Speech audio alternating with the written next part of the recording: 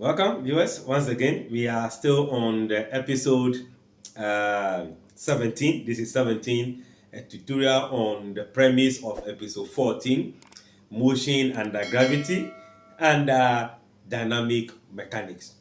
So, two particles P and Q are each positioned at a height of 100 meters above the ground. So, P is projected vertically upward with a speed of 10 meters per second, while Q is projected vertically downward with the same speed. We have to calculate the time between the arrival of P and Q on the ground. So if we can make a sketch, can we just make some small sketch in this corner? I think I will make it in this corner. This is going to be the ground. I think it is too small. Let's bring it down a bit. So I am going to take from here, okay, I will label here as the distance, which is going to be 100 meters above the ground. Then the object P will be placed here. The object Q will also be placed there. They are all raised 100 meters above the ground. All right. Then P is projected what? About P is projected upward. So P is projected. Let's project that body upward with an initial velocity of what? U. Let me put P here. They have initial velocity of 10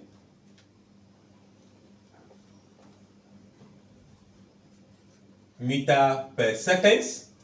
Same velocity here, but this is projected downward. So let me indicate downward movement. 10 meter per seconds. All right, these are the informations provided. Any other information? No. All right.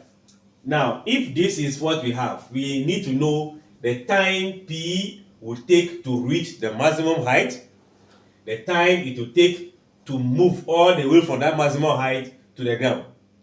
Then the time that the Q will also take to reach the ground. The difference is what you're looking for. All right. In order to find the time that the P will go up, we already know the initial velocity. We know that when they get to the maximum height, that velocity will be what? 0. So final velocity, initial velocity is known. Acceleration due to gravity is known. The only thing left is time. Meaning I can find the time for upward projection for P using the first equation. So let's say we don't have, okay, let me say motion of P. Let me concentrate on motion of P for the first one. So if I'm dealing with motion of P, I can talk of the upward movement. So time for upward, pardon me to do a shortcut here. Upward, okay? Upward motion or movement. We don't have bigger board, so I'm going to begin with V equals to U plus GT. That is if the body is coming down. But here, the body is going the body is going up. So you have minus G T, where G is known, initial velocity is known, and the final velocity is going to be what? 0. So here, I can say V will be 0, and this is our U. U is here. So I can just go ahead and have 0 equals to 10 minus, this is going to be 0.8 times what? T. So if this come all the way here, I should be having 9.8 T equals to 10. T equals to, what is it going to be? 10 divided by what? 9.8. And that can be found on our calculator. as in 10 divided by 9.8, I should have 1.02 seconds. So this time is the first time. So I can say that what will it be? Time for, you can say, upward flight, right? I'm going to use T1 as for 10.2 seconds. So now that we know the time the body is moving what? Upward, we also need to know the time is coming down, right? To find the time is coming down, that's the second time. Adding the first and second give you total time spent of what? The particle what? P. And we also need to know the height. We say maximum height. What is the height there? We add it to this before we can be able to tell the total height that the body is going to fall from that height to the ground. So what do we do? We need to also find the total height reached. I wanted to come here also, so I'm leaving that space. So total height reached, we are going to have which of the equations can we make use of?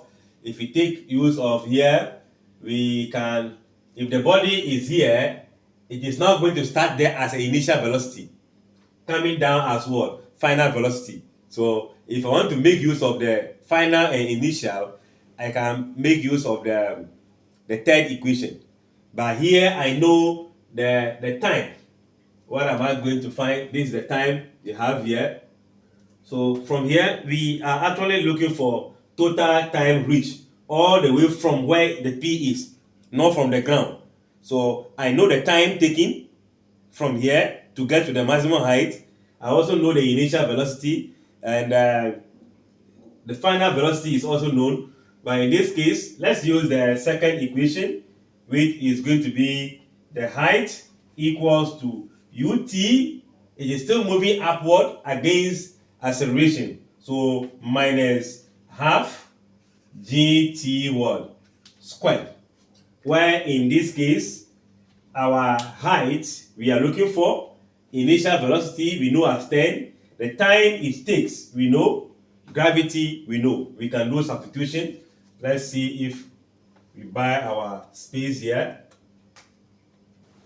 So here by substitution, what do we do? Well, okay, let's go. So h is going to be initial velocity of time 10, 1.02 minus half times, what do we have? 9.8 multiplied by the time, which is 1.02, or what? Squared. Pardon me, because of space. I believe you can get that also there. So now let's multiply. If I multiply this by 10, it become, your height become, this will be 10.2 minus, let me put all this together in the calculator and know the value.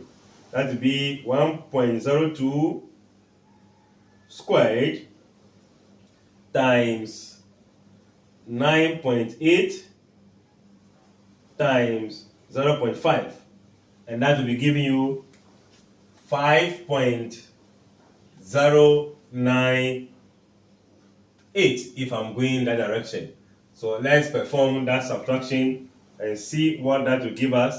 Minus 10.2. So I should be having 5.10 meters.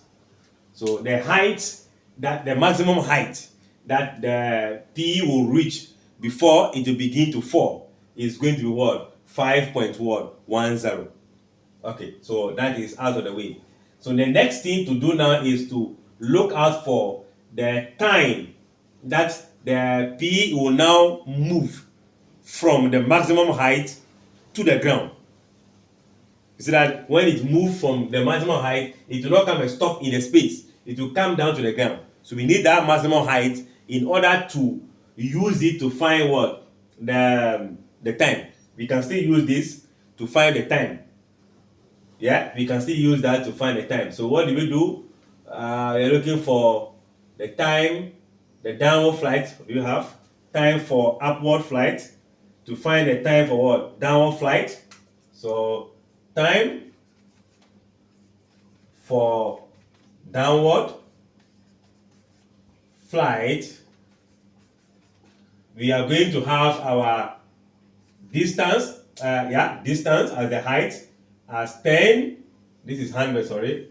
100 plus the 5.10, and that will give you a total of what? 105.1 meters. The time we are looking for. We now know the height from the top down to the ground. What again is needed? Now, when the body is now here, this v now become u. So our initial velocity from there is now going to be what? 0. If that is 0, then what again do we need? I think it's the time we are looking for. So we know the height, initial velocity is going to be 0. We can focus on the time now.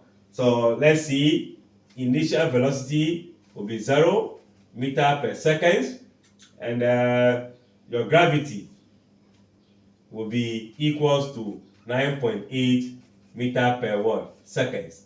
Now it is positive 9.8 because the body is now moving in direction or along with the force of gravity.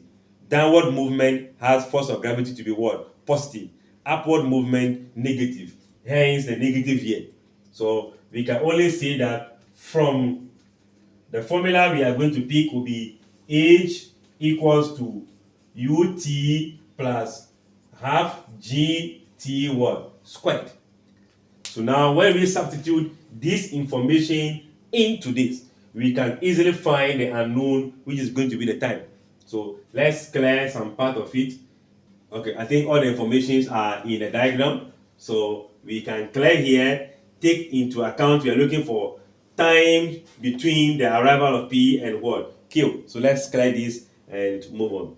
So right from here, I can have my h, the height, which is going to be 105.1 equals to initial velocity of 0 multiplying the time. Do we know the time? No, we are looking for that time. Then plus, let me say 0.5 of gravity, 9.8 times what? T squared. What happened from here? This is going to be 0.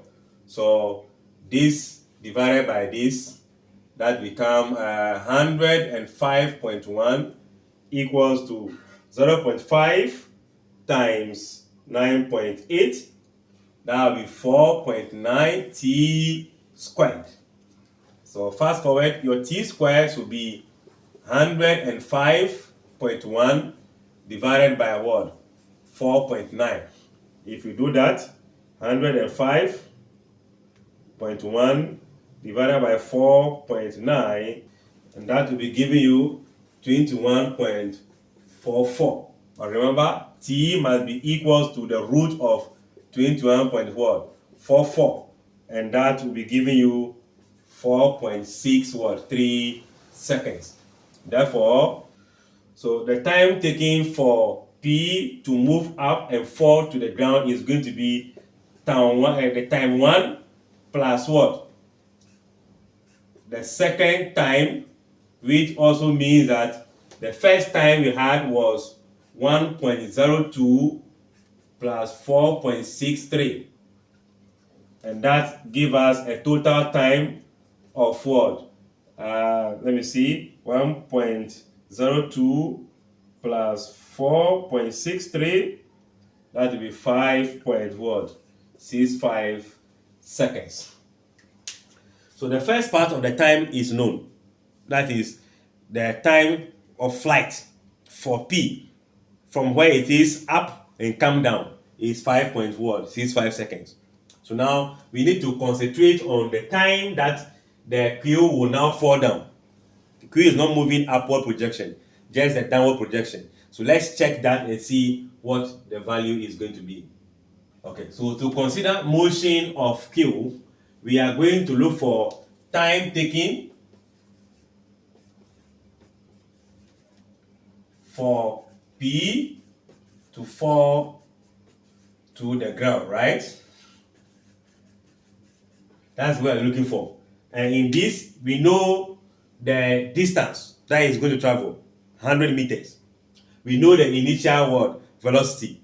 The acceleration is given. So we can only say that from h equals to ut moving downward is a positive force of gravity. So plus half gt what? Squared. Looking for time, right? We know the distance here is given 100.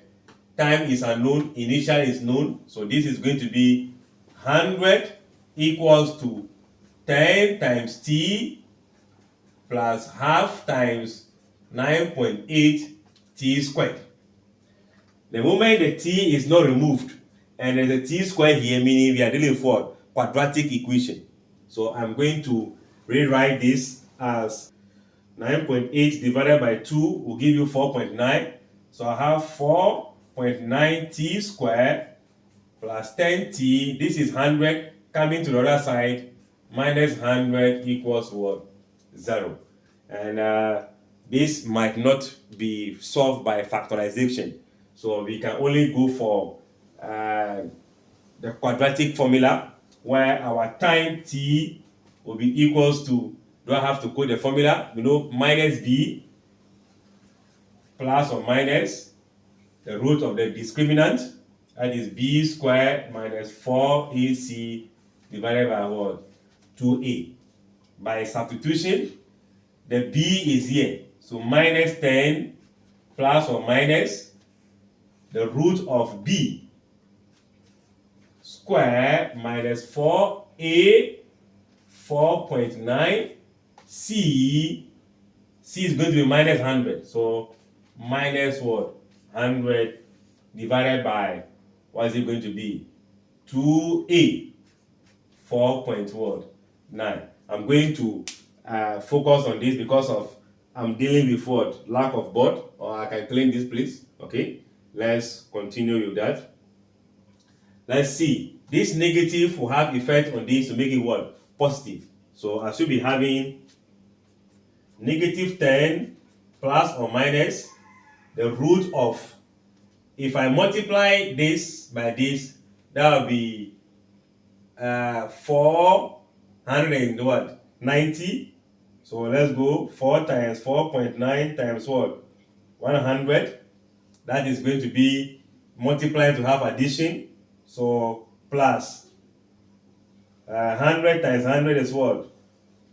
No, 10 times 10 is what? 100. So we have plus 100. That will give you 2060 divided by, I think that will be 9.8. So at this point, we need to find what the t will be. So from here, we can say that our t still remain negative 10. I think the root of 2060 will be 45.39 divided by 9.8. Now remember, if you do this, you should be having negative value divided by this will give you a negative value, which time cannot be negative. So I'll pick only this as a positive one. This one, negative 10 plus this. That will make it 45.39 minus what? 10.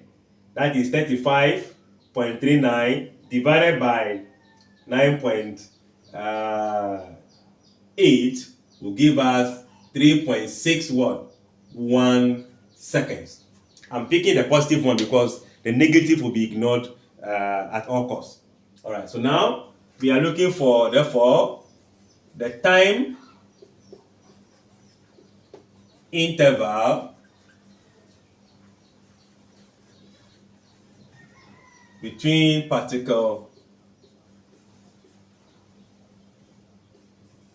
P and Q is going to be the time taken, that's the time interval taken between particle P and Q is going to be the time the P goes up and come down, which is going to be a total time we had at that time was 5.65 minus the time Q is taking 3.61, all in what? Seconds. So if you subtract that, 5.65 minus 3.61, that gives us 2.04 seconds. So the total time interval, the time interval between the first part, which is the P moving from where it is up and come down, and Q coming down from the 100-meter distance, is going to be 2.05 seconds. I believe the concept is clear. The video is a bit long, but if you follow it step by step, the equations that are needed to find any parameter at a given time, then you will appreciate the beauty of this question. Like, share, comment, subscribe, and come back for more.